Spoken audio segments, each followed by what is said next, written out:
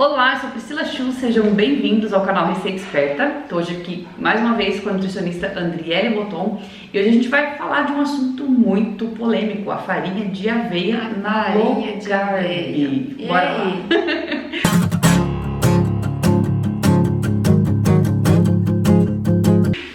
Gente, eu soltei recentemente um vídeo do pão low carb que vai ali, eu acho que é 1/3, Andriele, meia xícara de farinha de aveia.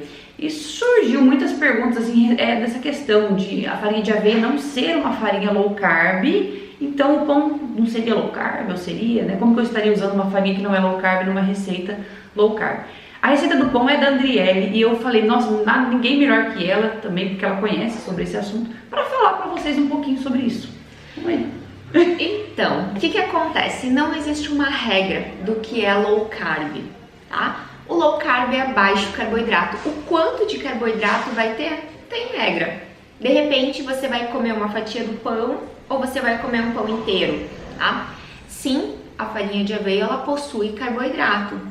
Porém, um pão que ele vai um pouco de farinha de aveia, mas ele vai outras farinhas que não contém tanto carboidrato, ele é um pão que ele vai ter menos carboidrato do que a versão convencional daquele pão caseiro, do pão francês. Então, quando comparada à versão tradicional, sim, é uma receita low carb. Além do mais, essa receita de pão, ela vai ser uma receita mais nutritiva, porque você vai ter mais vitaminas, mais minerais. O fato de ter gordura junto com o carboidrato reduz a resposta glicêmica. Então, ainda é uma receita bem melhor do que aquele pão convencional que a gente come. E assim, quanto que eu posso comer numa dieta low carb desse pão, né? Se você pensar que você está colocando ali uma pequena quantidade de aveia misturado com uma outra farinha, tá? E é um pão inteiro, então, né? Uma fatia daquele pão, 2 fatias por dia não vai atrapalhar a sua dieta. E outra coisa, por que usar farinha de aveia e não só uma farinha de amêndoas, por exemplo?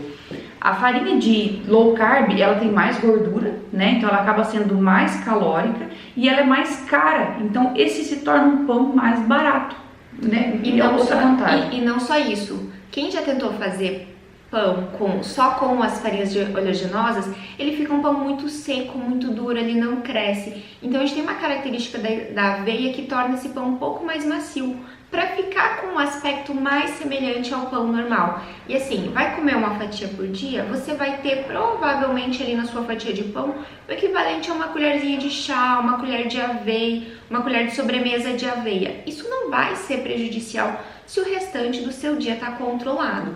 E esse é um pão para substituir a versão convencional.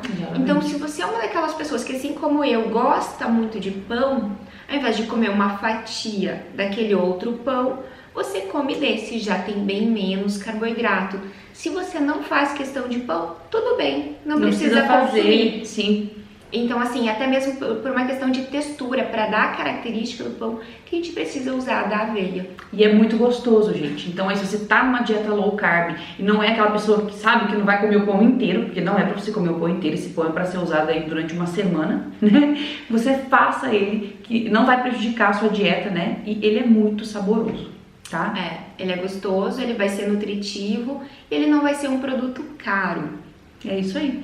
Eu espero ter resolvido as dúvidas de vocês e quando tiverem, mandem sempre, que a gente procura sempre estar respondendo aí quaisquer dúvidas. Espero que tenham gostado aí do vídeo. Um grande beijo e até o próximo. Beijos. Tchau, gente. Então, ali não...